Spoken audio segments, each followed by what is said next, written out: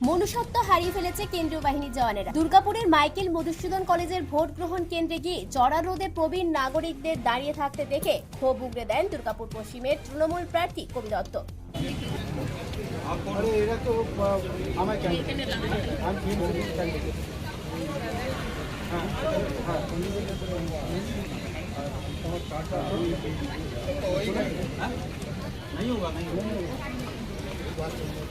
মানে যারা বাইরে থেকে এসছে সিকিউরিটির লোকজন বা এরা এত ডিসিপ্লিনের নামে এত একটা মানে হিউম্যানিটিকে বিসর্জন দিয়ে দিচ্ছে।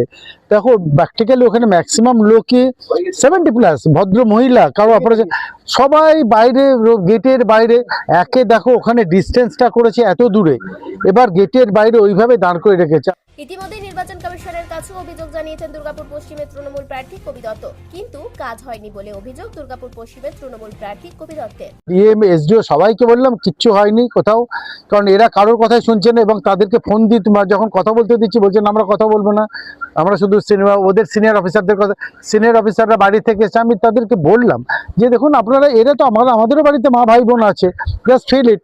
না, ওদের তো কোনো জ্ঞান নেই, কি বলবো বলো, কিছু বলার নেই। সবাই ম্যাক্সিমামই বয়স্ক লোক। তোমরা জানো মাইকেল, তোমরা গেলে দেখতে পাবে অ্যাভারেজ এজ আমি তোমাকে 50+ হবে, মানে 70, ম্যাক্সিমাম লোক 70-80 বছর বয়স। তো ফিল করতে হবে মানুষের হিউম্যানিটি। বৃহস্পতিবার সকালে দুর্গাপুর পশ্চিমের ভোট গ্রহণ কেন্দ্রগুলো ঘুরে দেখে তৃণমূল প্রার্থী কবি দত্ত। জয়ের প্রশ্নে 100% আশাবাদী তৃণমূল প্রার্থী। দুর্গাপুর থেকে অনুরাধা সেনগুপ্তের রিপোর্ট, খাঁটি খবর।